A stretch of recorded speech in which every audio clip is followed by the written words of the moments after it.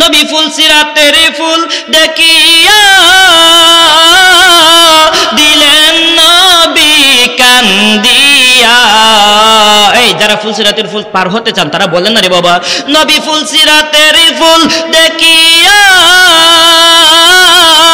দিলেন নবী কান্দিয়া। উম্মত কেমনে পার হবে জানি, উম্মত কেমনে পার হবে জানি।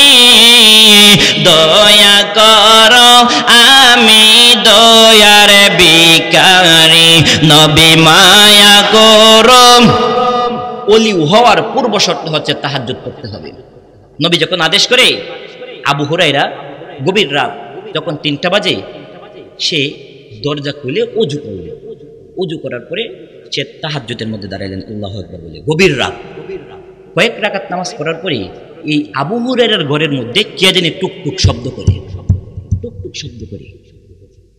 আবু হুরায়রা দরজাটা খুললেন।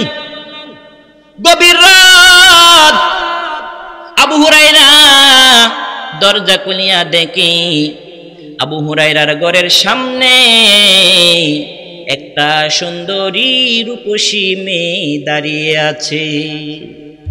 সুন্দরী রূপসী একটা মেয়ে দাঁড়িয়ে আছে। আবু হুরায়রা কয়, তোমার পরিচয় কি? কি নাম তোমার? কোথায় থেকে আসছো? তো রাতে কিসের জন্য? মেয়েটা কয়, আবু হুরায়রা রে, ও আবু হুরায়রা, একটা বিপদের মধ্যে পড়ে আসলাম। কি বিপদ বলো? আবু হুরায়রা একটা মাসলা জানতে চাই। কি মাসলা বলো? আবু হুরায়রা রে, ও আবু হুরায়রা, আমি হলাম মুসলমান একটা মেয়ে। আমি নবীর উপরে কালেমা পড়েছি, আল্লাহর উপরে ঈমান এনেছি। আমি নামাজ কখনো মিস দেই না।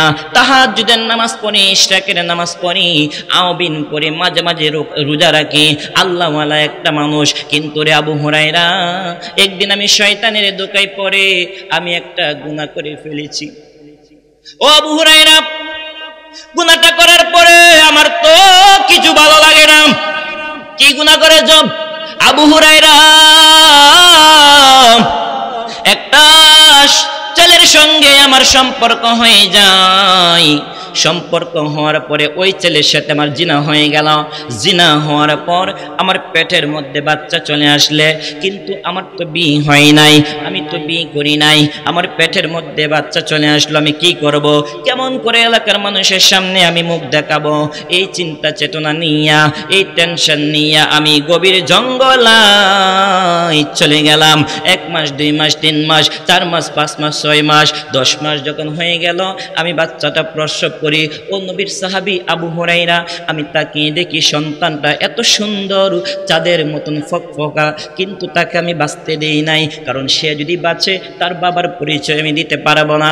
যার সন্তান বলে সে গালি খাবে, আমি পরিচয় দিতে পারবো না। সেই জন্য একটা ছুরি নিয়ে আমি ওই সুন্দর বাচ্চাটা প্রসব করার পরে আমি তাকে হত্যা করে ফেলেছি। নাউজুবিল্লাহ। আবু হুরায়রা রে, ও আবু হুরায়রা, এরপরে দেখি আমার খাওয়া দাওয়া চলে না, আমার ঘুম নাই, আমার কিছু ভালো লাগে না। আমি কি পাপ করলাম? 1 নম্বরে জিনা করেছি, 2 নম্বরে বাচ্চা আমি প্রসব করে বাচ্চাটাকে কতল করে ফেলেছি, হত্যা করে ফেলেছি। একই টাইমে এত বড় পাপ, আল্লাহ আমার মাফ করবে কিনা আমি টেনশনে পড়েছি। ও আবু হুরায়রা, আপনার কাছে মাসলা জানতে চাই, বলেন তো এই পাপ আল্লাহ মাফ করবে কিনা? বলেন সুবহানাল্লাহ। আবু হুরায়রা ডাক দিয়ে কই, অসুন্দরী রূপসী মেয়ে, ও এলাকার যুবতী মেয়ে, 1 নম্বরে জিনা করেছো, পাপ।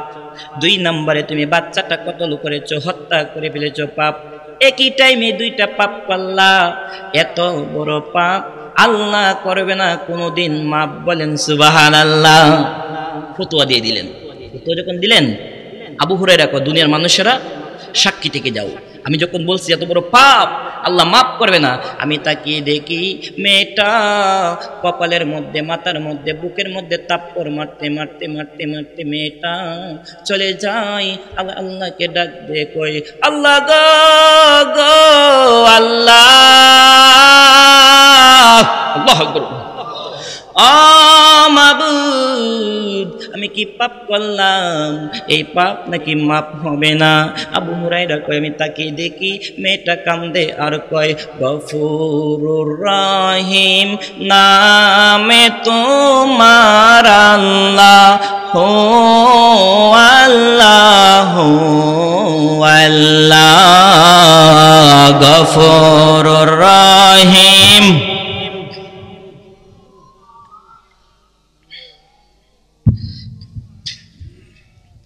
সাথী নাই রে বাইরে যেই জায়গায়, সেই জায়গারি আপন নবী মুস্তাফাই, সেই জায়গারি আপন। চিৎকার দিয়ে বলেন মারহাবা। আমার বাবারা, বন্ধুরা, আবু যখন এইভাবে কান্না করতেছিল, আবু হুরায়রা তাকিয়ে যখন দেখতেছিল, আবু হুরায়রার কিছু ভালো লাগে না। রাত্র প্রায় গভীর হয়ে গেল, 3টার পরে 4টা, 4টার পরে যখন 5টা হয়ে গেল, সুবে সাদিকের সময় হলো, ফজরের রক্ত হয়ে গেল। কত সুন্দর করে মসজিদের মিম্বর জুড়ে কত সুন্দর করে মুয়াজ্জিন আজান দেয়, আল্লাহু আকবার আল্লাহু আকবার আল্লাহু আকবার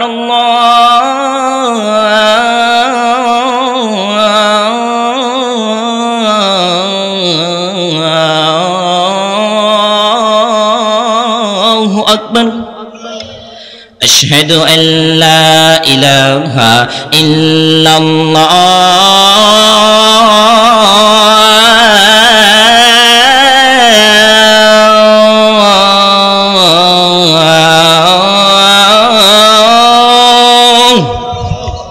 তখন মসজিদের মিম্বর জুড়ে আজান হয়। আবু হুরায়রা দৌড়তে দৌড়তে মসজিদের নববীর মধ্যে চলে গেলেন। সুবহানাল্লাহ বলেন। মসজিদের নববীর মধ্যে প্রথম কাতারে আবু হুরায়রা, তার ভিতরে চটপট চটপট করে কখন জানি আমার নবীজির কাছে এই কথাগুলা শ্রবণ করবে, নবীজির কাছে এই কথাগুলা বলবে।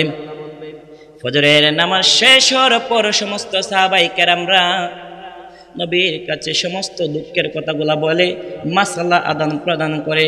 ও দুনিয়ার মানুষেরা, যখন দুনিয়াতে চলতে ফিরতে সমস্যা হয় কোনো মাসালার জন্য, ইমাম সাহেবের কাছে মানুষ জিজ্ঞেস করে, কি করে না? ইমাম সাহেবের কাছে জিজ্ঞেস করে। সমস্ত সাহাবায়ে কেরামরা যখন কথাবার্তা আদান প্রদান করতেছিল, এমন সময় আবু হুরায়রা ডাক দিয়ে কয়, ইয়া রাসূলুল্লাহ, ইয়া হাবিবাল্লাহ, আমি কিছু কথা আপনার কাছে বলতে চাই। বলেন সুবহানাল্লাহ। খুশি না বেজার? নবী বিনে দরদি কেহ নাই, ওরে মুমিন ভাই, নবী বিনে দরদি কেউ নাই। এই কথা বলে জিকির করছি, এনে কি বন্ডামি হয়েছে? জিকির করছি কার? জিকির করছি কার? আল্লাহ নামে জরব দিবেন, এই কলব পরিষ্কার হবে মিয়া। আপনি দুনিয়াতে যখন আসেন, আপনার এই কলবটা ফকফকা থাকে। কাপড়ের মধ্যে যেভাবে ময়লা ভরে, আপনি গুনাহ করলে আপনার অন্তরের মধ্যে এভাবে ময়লা ভরে। কাপড়ে ময়লা বললে আপনার উইল পাউডার, সাবান, বিভিন্ন কোয়ালিটির জিনিস দিয়ে আপনি ধুয়ে পরিষ্কার করতে পারেন। কিন্তু কলবে যদি ময়লা ভরে, এই পৃথিবীতে কোনো ধরনের কোনো কোয়ালিটির এমন কোনো যন্ত্র নাই যে কলব পরিষ্কার হবে। কলব পরিষ্কার করার যন্ত্র একটা, সেটা হচ্ছে আল্লাহর জিকির। সুবহানাল্লাহ। আমার বন্ধুরা, বাবাজরা, গভীর মনোযোগ। এবার আবু হুরায়রা ডাক দিয়ে কয়, ইয়া রাসূলুল্লাহ, নবী গো, ও মায়ার নবী গো, আপনার কাছে আমি একটা মাসলা জানতে চাই। আরো জোরে বলেন সুবহানাল্লাহ। আলোচনা মনে আসেনি? আলোচনা মনে আসেনি? এবার নবী কই, কি মাসলা বলো? সাহাবী আবু হুরায়রা কয়, ইয়া রাসূলুল্লাহ, ইয়া হাবিবাল্লাহ, গত রাত আমার ঘুম হয় নাই। কিসের জন্য ঘুম হয় নাই? নবী গো, ইয়া রাসূলুল্লাহ, আমি যখন তাহাজ্জুদের কিছু রাকাত নামাজ আদায় করে ফেললাম, হঠাৎ করে আমার ঘরের মধ্যে কে জানি টুক টুক করে শব্দ করে।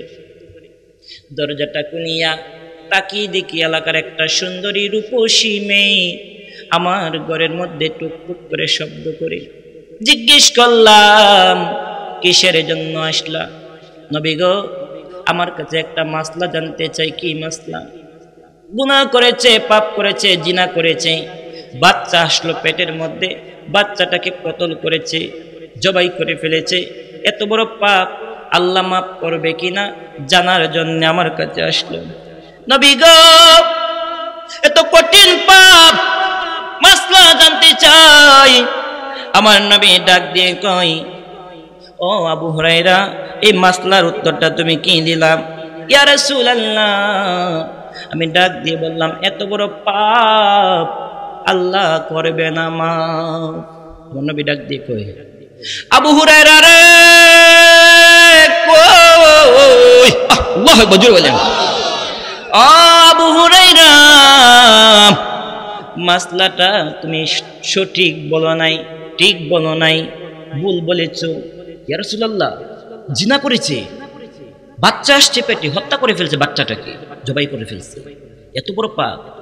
আবু হুরায়রা, মেয়েটা যদি দিল থেকে মাপ না চাইতে, তাহলে তোমার দরবারে, তোমার ঘরে, তোমার হুজরাতে এত রাতে আসতো না। অবশ্যই মেয়েটা তার পাপের কথা চিন্তা করে সে পাগল হয়ে গেছে। আল্লাহ ডাক দিয়ে কয়, দুনিয়ার মানুষেরা শোনো শোনো, কেউ যদি বুঝতে পারে আমি গুনাহ করেছি, ভুল করেছি, সে যদি অন্তরে থেকে মাপ চায়, সে যদি ক্ষমা চায়, তার গুনাহটা যদি হয় পাহাড় পর্বত পরিমাণের সমান, সাগরের পানির সমান। আল্লাহ ডাক দিয়ে কয়, দুনিয়ার মানুষেরা শোনো, আমি আল্লাহর বরকত আর রহমতের দরজা হলো, মায়ার দরজা হলো আসমান থেকে জমিন পর্যন্ত। বলেন সুবহানাল্লাহ। দুনিয়ার মানুষেরা, পাপ করছো, বুঝতে পারছো, আল্লাহর কাছে তওবা করো। আবু হুরায়রা, মাসলাটা তুমি ঠিক বলো নাই।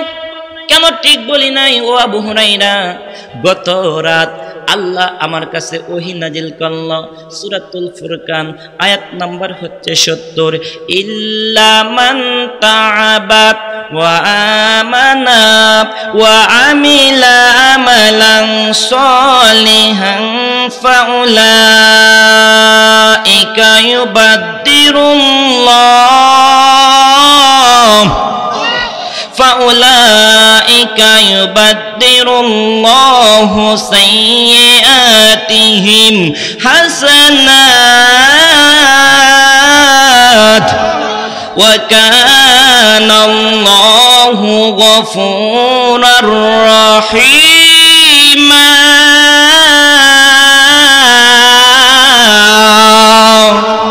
আল্লাহ রাব্বুল আলামিন ডাক দিয়ে কয়, আবু হুরায়রা, আল্লাহ রাব্বুল আলামিন ডাক দিয়ে কয়, ও দুনিয়ার মানুষেরা, কেউ যদি গুনাহ করে বুঝতে পারে, কেউ যদি গুনাহ করে বুঝতে পারে আমি ভুল করেছি, আমার কাছে যদি তওবা করে, আর তওবা করার মতন যদি করে, এমন তওবা না যে তওবা করছে আবার গুনাহ করবে, ভুল যেটা করছে তওবা করে আবার এই ভুলই করবে, এরকম না। আল্লাহ রাব্বুল আলামিন কয়, এমন একটা গুনাহ করছেন, তওবা করছেন, আল্লাহ এই জীবনে আর এইরকম গুনাহ করব না, এইরকম তওবা কবুল করেন কে? আবু হুরায়রা, মাসলা তুমি সঠিক বলো নাই। আল্লাহর রহমতের দরজা আর মায়ের দরজা জমিন থেকে আসমান পর্যন্ত। আল্লাহ আকবার। আমার বাবাজিরা, রব্বি করিম যে মাফ করবেন, এই সূরার আয়াত যখন নাজিল হয়, কেমন করে এই সূরার আয়াত নাজিল হয়, গভীর মনোযোগ। আমার নবী একদিন এশরের নামাজ পড়ে মসজিদের নববীর মধ্যে পিলারের মধ্যে হেলান দিয়ে বসা ছিলেন। আল্লাহু আকবার বলেন। আপনারা মনোযোগ আছে? মনোযোগ আছে? একটা কথা বলি বাবা, আপনারা আমাকে চিনেন, আমার মাহফিলে উঙ্গানি তুঙ্গানি জিমানি এগুলা চলে না, ঠিক না বেটি? এই জন্য কয়েকটা কথা বলবো, শ্রবণ করবেন কেমন করে এইভাবে তওবা আসছে। আল্লাহর নবী মসজিদের নববীর মধ্যে বসে ছিল এশরের নামাজের পরে। এমন সময় নবীর চাচা আবু জাহেল, নবীর চাচা আবু জাহেল এক গ্রুপ দল নিয়ে আমার নবীর কাছে গেলেন, গিয়ে বলে, আব্দুল্লাহর বেটা মুহাম্মদ সাল্লাল্লাহু আলাইহি ওয়াসাল্লাম ডাক দিচ্ছে, আব্দুল্লাহর বেটা মুহাম্মদ। ভালো ব্যবহার করতেন না, খুব খারাপ ব্যবহার করতেন, আমার নবীকে খুব কষ্ট দিতেন। আপনারা অনেকে জানেন আমার নবীর আপন চাচা আবু জাহেল না। আপনারা ইমাম, আলেম উলামা, মুফতি সকলকে জিজ্ঞেস করে দেখবেন, আবু জাহেল ছিল আমার নবীজির চাচাতো চাচা, বুঝেননি? নবীজির চাচা ছিল 10 জন, আমির হামজা সহ 1-2 জন আমার নবীর কালিমা পড়ছে, 8 জন কালিমা পড়তে পারে নাই। কিছু ওয়াজ মনে রাখবেন, 8 জন কালিমা পড়তে পারে নাই আমার নবীর চাচা হওয়ার পরে। মিয়া, হেদায়েত কি এত সহজ মিয়া? হেদায়েত দেওয়ার মালিক কে? আমার নবীর ফুপ্পি আম্মা ছিলেন ফুপ্পি আম্মা। 11 জন, 3 জন কালিমা পড়ছে, 9 জন পড়তে পারে। তকদির কা নিহিত নসিব করতে হা, তকদিরা নাই। আমার বন্ধুরা, বাবাজিরা, গভীর মনোযোগ, আলোচনায় ঢুকে গেলাম। আমার নবী যখন মসজিদে নববীর মধ্যে বসেছিলেন, এমন সময় আবু জাহেল কিছু লোক নিয়ে গেলেন, যাইয়া ডাক দিয়ে কয়, বাতিজা মুহাম্মদ, একটা প্রশ্ন করতে চাই। আ মুহাম্মদ, বাতিজা, একটা প্রশ্ন করতে চাই। যদি তুমি একটা কথা রাখতে পারো, একটা মুজিজা দেখাইতে পারো, ওই মুজিজা দেখানোর কারণে আমি আবু জাহেল, আমার সাথে যারা আসছে সকলেই আমরা কালিমা পড়ে মুসলমান হয়ে যাব। বলেন সুবহানাল্লাহ। কালিমা পড়ে মুসলমান হয়ে যাব, কিন্তু তার ভিতরটা আসলে ঠিক না। লাবাসুল মুমিনিন কলবিল কাফিরিন, লেবাসটা ছিল মুমিনের, কিন্তু কলবটা ছিল। বন্ধুরা, বাবাজিরা, নবী আমার ডাক দিয়ে কই, চাচা, চাচা গো, কি মুজিজা আমাকে বলেন। ও চাচা, কি মুজিজা আমাকে বলেন। কই, মুহাম্মদ, এই যে আকাশের মধ্যে একটা সূর্য দেখা যায়, চন্দ্র দেখা যায়, চাঁদ দেখা যায়, রাতের বেলা তো চাঁদ, ওই যে চাঁদ দেখা যায়, মুহাম্মদ রে, ও বাতিজা, এই আকাশের চাঁদ যদি দ্বিখণ্ডিত করতে পারো, এই চাঁদ যদি তুমি 2 ভাগ করতে পারো, নিঃসন্দেহ তুমি আল্লাহর নবী বিশ্বাস করব, কালিমা পড়ব। সুবহানাল্লাহ বলে। আমার নবী ডাক দিয়ে কয়, চাচা, ও চাচা, আগে ওয়াদা দিন আপনি কালিমা পড়বেন।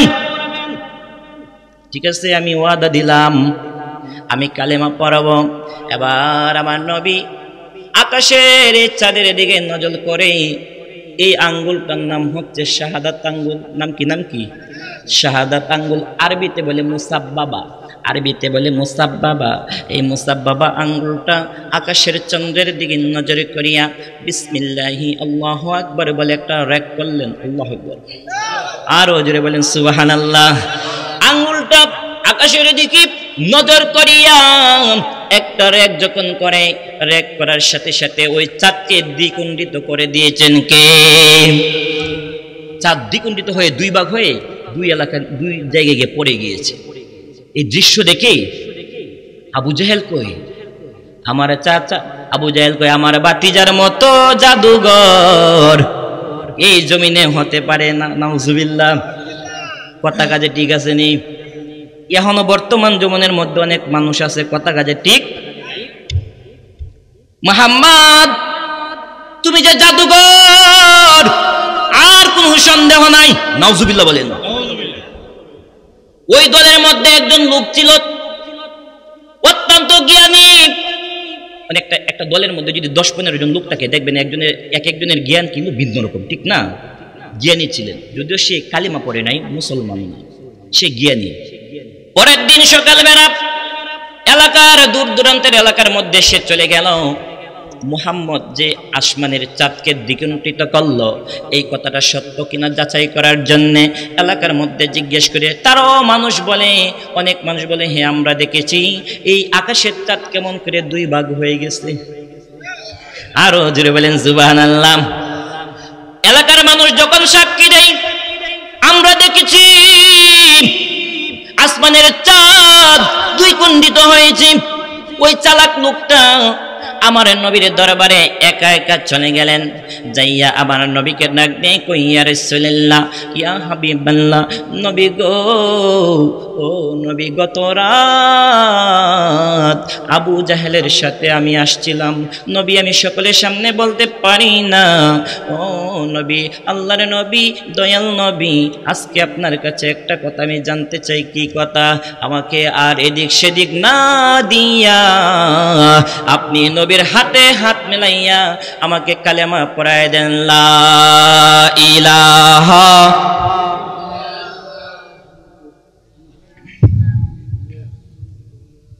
সুবহানাল্লাহ বলেন।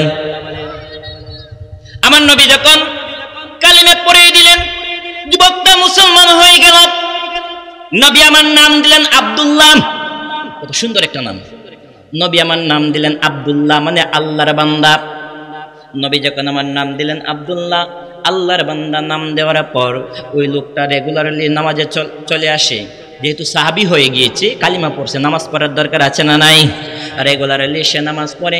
একদিন হঠাৎ করিয়া মসজিদুন নববীর মধ্যে আপনার মাগরিবের নামাজের পর, মাগরিবের নামাজের কিতাবের মধ্যে আসছে, মাগরিবের নামাজের পর ওই আব্দুল্লাহ একটা বিড়াল ছানা নিয়ে আসছিল মসজিদুন নববীর মধ্যে। একটু আগে হুজুর আলোচনা করছে, ঠিক আমি শুনছি। বিড়াল ছানাটা মসজিদে নববীর মধ্যে দৌড় দিল। আল্লাহর নবী ডাক দিয়ে কই, দু জাহানের বাদশা নবী হায়াতুন নবী ডাক দিয়ে কই, সাহাবীরা রে, ও সাহাবীরা, এই বিড়াল ছানা এই মসজিদের মধ্যে কে নিয়ে আসলো? সাহাবায়ে কেরামরা তরতর করে কাঁপে। আল্লাহর নবী যখন বলল কে নিয়ে আসলো বিড়ালের বাচ্চা, ওমরে ফারুক তেজস্বী একজন সাহাবী ছিলেন।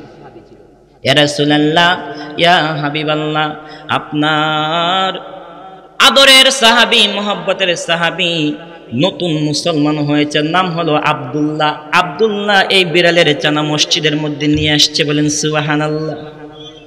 নবী আমার মায়ার দৃষ্টি দিলেন আব্দুল্লাহর দিকে, তাকে কই, ও আব্দুল্লাহ, বিড়ালের ছানা মসজিদের নববীর মধ্যে আনলাম। ও আব্দুল্লাহ রে, তুমি কি বিড়ালের পিতানি? সুবহানাল্লাহ।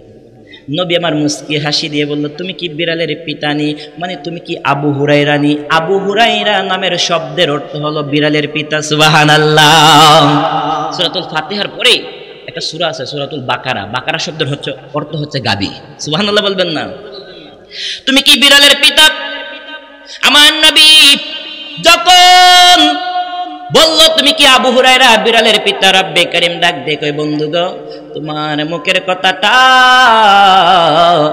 এত পছন্দ হয়েছে, জান আজকে থেকে ওই আব্দুল্লাহর নাম হয়ে গেল আবু হুরায়রা। বলেন সুবহানাল্লাহ। তুমি আজকে থেকে আবু হুরায়রা। এই পৃথিবীতে সবচেয়ে বেশি যিনি হাদিস রচয়িতা করছেন, বর্ণনা করছেন, তার নাম হচ্ছে আবু হুরায়রা। সকালে জিজ্ঞেস করবেন আলিম উলামাদের কাছ থেকে। আগে সে কালেমাই পড়ে নাই, কিন্তু তার তাকদীর কত ভালো দেখছেন। কালেমা পড়ার পরে, ইসলাম ধর্ম গ্রহণ করার পরে সে এমন এক সাহাবী হয়েছে এই পৃথিবীর মধ্যে সবচেয়ে বেশি হাদিস সে বর্ণনা করছে। আল্লাহু আকবার বলেন। এশারের নামাজ পড়লেন, নবী আমার তালিম দিলেন, ও আবু হুরায়রা, আমার প্রকৃতপক্ষে সাহাবী যারা, তোমরা সকলে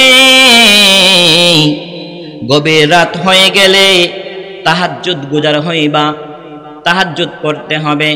বাবারে, একটা কথা বলে দিয়ে যাই, তাহাজ্জুদ ব্যতীত এই পৃথিবীতে আর কেউ হতে পারে না। এই কথা যখন বললো, আবু হুরায়রা তো ক্লান্ত মন, সে মাথা নিচে দিয়ে চিন্তা করলো, হাই হাই, আমি তো মাসলা বলে ভুল করে ফেলবো। এবার মাসলা যখন আদান প্রদান হয়, গভীর মনোযোগ। আরো গভীর একটা কথা উদাহরণ দেই, এর চেয়ে আরো গভীর গুনাহ যদি আপনি করেন, আর যদি আপনি আল্লাহর কাছে চাইতে পারেন, চাওয়ার মতো চাইতে পারেন, তওবা করার মতন তওবা করতে পারেন, আল্লাহ পাক রব্বুল আলামিন আপনাকে মাফ করতে পারে। গভীর মনোযোগ। আল্লাহ রব্বুল আলামিন কেমন করে এই আয়াত নাজিল করলেন, আবু হুরায়রার বিশ্লেষণ যখন দিয়ে দিলেন, আমার নবী যখন বলল তোমার মাসলাটা ভুল হয়েছে, মাসলা প্রদান করার পর আমার নবী বলল, সাহাবায়ে কেরামরা, তোমরা এবার তোমাদের বাড়ির উদ্দেশ্যে চলে যাও, তোমাদের উপার্জনের উদ্দেশ্যে তোমরা এখন বাড়িতে চলে যাও। সমস্ত সাহাবায়ে কেরামরা বাড়িতে চলে যায়।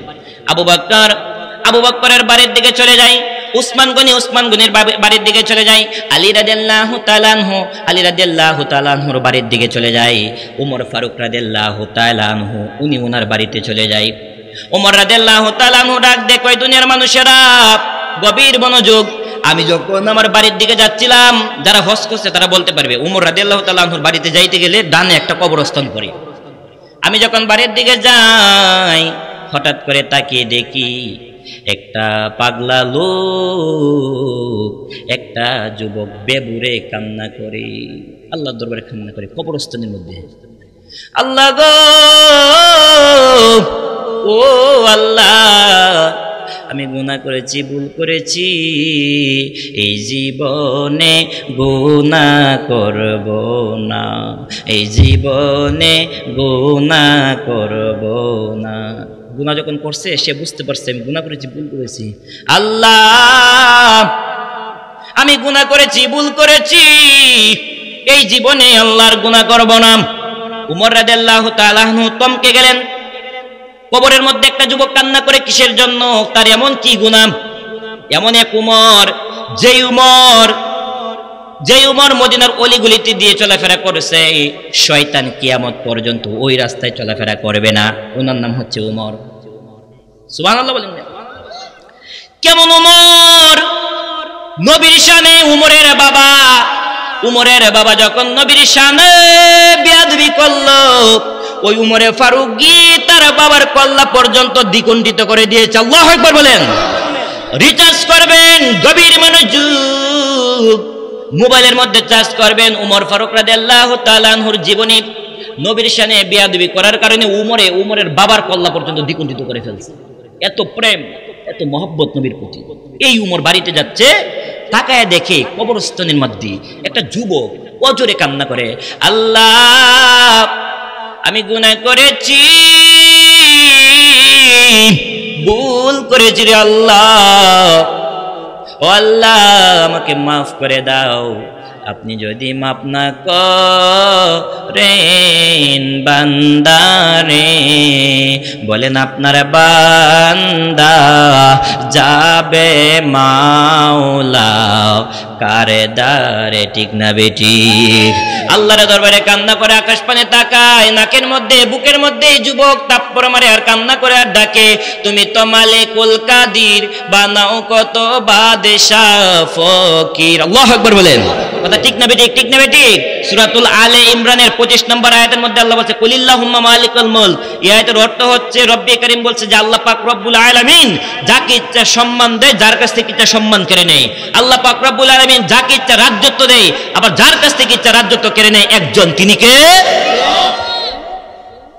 এই পাগলা আল্লাহকে ডাকে, তুমি তো মালিকুল কাদির, বানাও কত বাদশাহ ফকির, তোমার লীলা কুদরতের পার, আল্লাহ পরওয়ার, গুনাহ কাতা মাফে করো আমার, আজকে গুনাহ কাতা মাফে করো আমার, আল্লাহ পরওয়ার, গুনাহ কাতা মাফে করো আমার, তুমি তো মালিকুল কাদির, তুমি তো মালিকুল কাদির, বানাও কত বাদশাহ ফকির, তোমার লীলা কুদরতের পার, আল্লাহ পরওয়ার, গুনাহ কাতা মাফ করো আমার।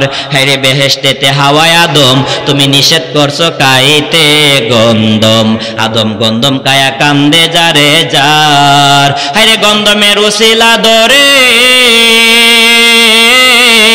গন্ধমের উসিলা ধরে আদম হাওয়া দুজনের পাঠাইলে দুনিয়ার মাজার, আল্লাহ পরওয়ারে, গুনাহ কাতা, এই আজকে গুনাহ কাতা মাফ করো আমার, আল্লাহ পরওয়ারে, গুনাহ কাতা মাফ করো আমার। চিৎকারে দিয়ে বলেন মারহাবা। এবার জি জি, ওনার হাজতা সেই জন্য যাচ্ছে, উনি কি সভাপতি নাকি? হ্যাঁ, মাশাআল্লাহ, সবাই বলেন মারহাবা। আমার বাবাজিরা, বন্ধুরা, এবার ওমর রাদিয়াল্লাহু তাআলা আনহু দাঁড়িয়ে রয়েছে, স্ট্যান্ড, একদম দাঁড়িয়ে রয়েছে। তাকিয়ে দেখি যুবকটা কি করে, কিন্তু কান্না থামে না। এমন গুনাহ করছে যে গুনার কারণে কান্না থামে না। ওমর রাদিয়াল্লাহু তাআলা আনহু আস্তে আস্তে আস্তে আস্তে ওনার কাছ পর্যন্ত গেলেন, গিয়ে কাদের মধ্যে হাত দিছে। আল্লাহু আকবার বলেন। কাদের মতন যখন হাত দিছে, পাগলা এই যুবকটা চমকে গেলেন, ভাই এখানে কি আসছে? এরকম কবরস্থানের পারে কেউ তাকার কথা না, গভীর রাত থেকে সে কান্না করতেছে, কখন সকাল হয়েছে সে বলতে পারে না। হঠাৎ করে যদি আপনার শরীরে কেউ দেয়, আপনি চমকে যাবেন না? সে লাফনে উঠছে, কে?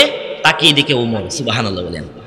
ওমর, ওমর, ওমর রে, আসমানের নিচে জমিনের উপরে আমার মতন গুনাহগার আর কেউ নাই। যুবকটা কান্না করে, এমন কান্না দেখিয়া নবীর সাহাবী উমরে ফারুক কান্না করে বলেন সুবহানাল্লাহ। ও যুবক, কি গুনাহ করেছ আমার কাছে বলো। যুবকটা ডাক দিয়ে কই, ও নবীর সাহাবী উমর, তোমার কাছে বলবো না, তোমার কাছে একটা দাবি জানাই। কি দাবি বলো। ও উমর, এই জামানার শ্রেষ্ঠ নবী, দয়াল নবী, মায়ার নবী, আল্লাহর হাবিব, আল্লাহর বন্ধুর কাছে আমাকে একটু নিয়ে যাইবানি। উমর, একটা কথা রাখবানি। উমর, একটা কথা রাখবানি। এই জামানার শ্রেষ্ঠ নবী, তার কাছে নিয়া যাইবানি। সুবহানাল্লাহ।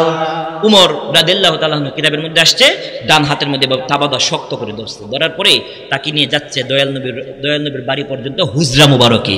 দয়াল নবীর হুজরা মুবারকের উদ্দেশ্যে এই যুবককে নিয়ে এসে রওনা হচ্ছে। বলেন সুবহানাল্লাহ।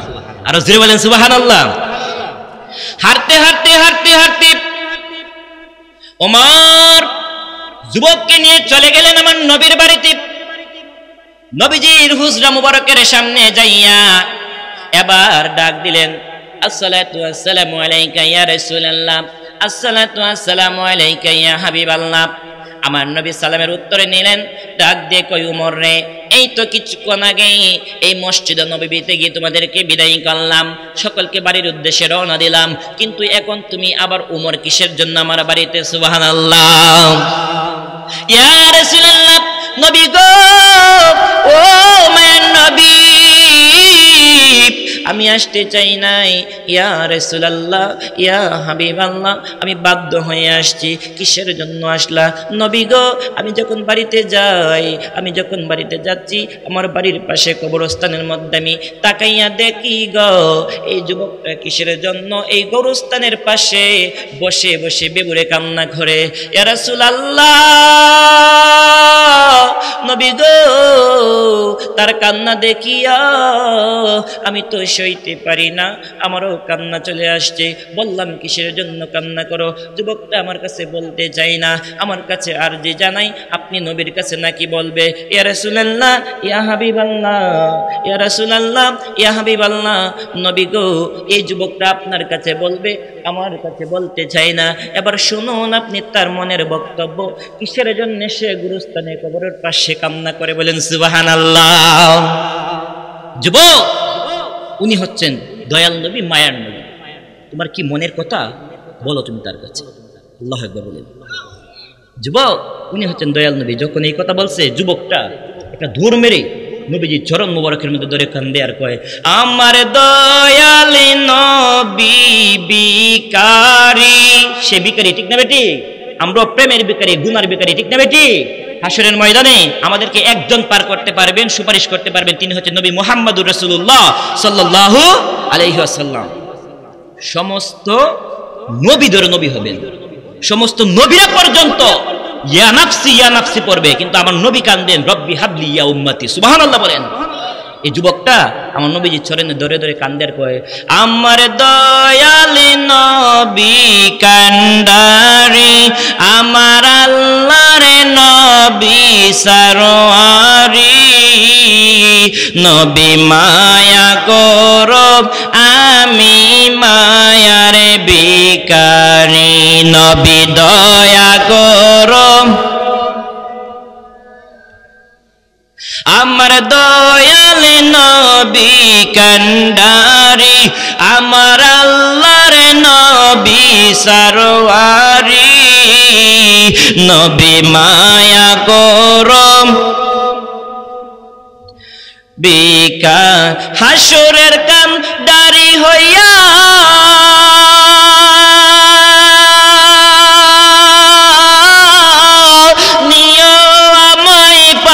করিয়া, হাসরের কান্ডারি হইয়া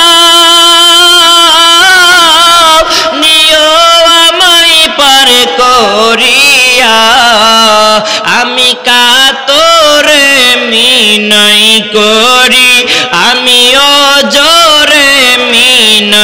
করি দয়া করো আমি দয়াল ভিখারি নবী দয়া করো আমি দয়াল নবী ফুল সিরাতের ফুল দেখিয়া দিলেন নবী কান্দিয়া বলেন আল্লাহ নবী ফুল সিরাতের ফুল দেখিয়া দিলেন নবী কান্দিয়া উম্মত কেমনে পার হবে জানি উম্মত কেমনে পার হবে জানি আমার নবী উম্মতের চিন্তা করে সুবহানাল্লাহ বলেন মিয়া ফুল সিরাতের ফুল 30,000 বছরের রাস্তা এভাবে চাপড়াভাবে উঠবেন 10 বছর আবার সোজা সোজা যাবেন 10 বছর নিচে নামবেন 10 বছর বাবারে আমরা বাটি এলাকার সন্তান এজন্য আপনাদের একটা কোয়েশ্চেন করি একটা নদীর এপাশ থেকে ওই পাশ পর্যন্ত আপনি একটা বাঁশের ফুল দিয়ে নিচে হচ্ছে পানি বলেন তো আপনি যদি ফুল থেকে পিছলকায় পড়ে যান কোথায় পড়বেন সবাই কয় না কোথায় পড়বেন পানিতে পড়বেন আর ওই ফুল সিরাতের ফুলের নিচে হচ্ছে জাহান্নামের আগুন আপনি কি মনে করছেন চুলের চেয়েও চিকন হবে হীরার চেয়েও দার হবে একটু যদি আপনি পিছলকে পড়ে যান জাহান্নাম ছাড়া কোনো গতি এই জন্য আমার নবী যখন এই ফুল সিরাতের ফুল দেখলেন অজরে কান্না করেন আর কয় আল্লাহ ও আল্লাহ আল্লাহ ও আল্লাহ নবী গো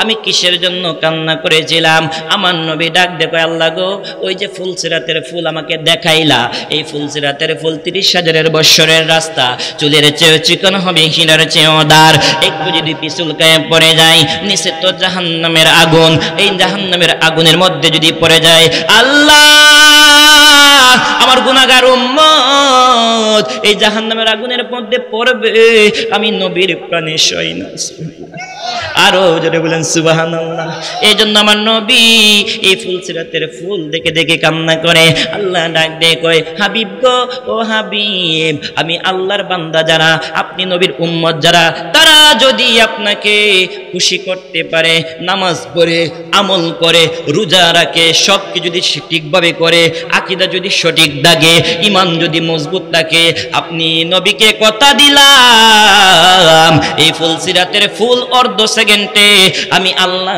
আপনার উম্মতদেরকে পার করে দিব বলেন সুবহানাল্লাহ নবী ফুল আল্লাহু আকবার চিৎকার দিয়ে বলেন মারহাবা এবার পাগলা ডাক দিয়ে কয় ইয়া রাসূলুল্লাহ ইয়া হাবিবাল্লাহ নবী গো আমার মনে হয় আসমানের নিচে জমিনের উপরে আমার মতন একটাও গুনাহগার আর কেউ থাকতে পারে না কেউ হতে পারে না আমার নবী ডাক দিয়ে কয় যুবক রে কি গুনাহ করলা নবী গো আমি তো এমন গুনাহ করছি যেই গুনার কথা বলা যাবে না কি গুনাহ করছো বলো আমার নবী যখন কোয়েশ্চেন করে যুবকটা ডাক দিয়ে কয় ও ইয়া রাসূলুল্লাহ ইয়া হাবিবাল্লাহ আমি হচ্ছি এই মদিনার জমিনে একজন চোর সুবহানাল্লাহ বলেন নবীর কাছে বলতেছে আমি এই মদিনার জমিনের একজন চোর নবী আবার ডাক দিয়ে কয় যুবক এই গুনাহ আল্লাহ তোমার maaf করবে সুবহানাল্লাহ এবার যুবকটা ডাক দিয়ে কয় ইয়া রাসূলুল্লাহ ইয়া হাবিবাল্লাহ আল্লাহ আমার এই চুরের গুনাহ যদি মাফ করতে পারে কিন্তু সমস্ত ঘটনা আপনার কাছে বলি নাই কই কি হয়েছে বলো কই ইয়া রাসূলুল্লাহ আমি কি চুরি করি জানেননি যখন মদিনার জমিনে কেউ মারা যাওয়ার পরে তাকে যখন কবরস্থ করা হয় আমি এই কবরের ভিতরে ঢুকিয়া নতুন কাপনের কাপড়গুলা খুলিয়া বাজারে নিয়া বিক্রি করিয়া ওই কাপনের টাকা দিয়া আমি আমার ফ্যামিলির উপার্জন করি উপার্জন চালাই বলেন নাউজুবিল্লাহ আমার নবী ডাক দিয়ে কই যুবক এই গুনাহ তুমি করেছো তুমি যদি তোমার ভুল বুঝতে পারো আল্লাহ তোমাকে maaf করে দিবে এবার যুবকটা ডাক দিয়ে কই নবী গো আমি তোমার প্রেমাগো উহুনের ফুর আজকে গেলে হাম দায় পড়তেছে আমি চাইতেছি আরেক তাফসীর করতাম শানে আউলিয়া গাইলে আইএম এর শানের ফ্যাক্টরি কিন্তু অন্ত শান গাইতেছে, আমি এদিকে আলোচনা করতেছি আর কি। কিন্তু আয়া পরে তারপরে মুখে ছুড়ে, নবী গো আমি নবীজির প্রেমাগু উহুনের ভোরা। বন্ধুরা বাবাজিরা, এবারে পাগলা লোকটা ডাক দিয়ে কই, ইয়া রাসূলুল্লাহ আমি কাপন চোর, তারপরও আমার মনে হয় গুনাহ মাফ হবে না। কেন, কি হয়েছে? ইয়া রাসূলুল্লাহ এই কাপন চুরির মধ্যে একটা ঘটনা ঘটে গিয়েছে। কি ঘটনা? নবী গো ইয়া রাসূলুল্লাহ এই মদিনার জমিনে একটা সুন্দরী রূপসী ছিল, যুবতী ছিল, মেয়েটা ছিল কোরআনের হাফেজা, মেয়েটার কোনো বিয়ে হয় নাই, মেয়েটার জীবনে এত পর্দা করত, মেয়েটাকে দেখার জন্য মদিনার জমিনে কত কত যুবকরা বসে থাকতো, কিন্তু দেখতে পারতো না। ইয়া রাসূলুল্লাহ নবী গো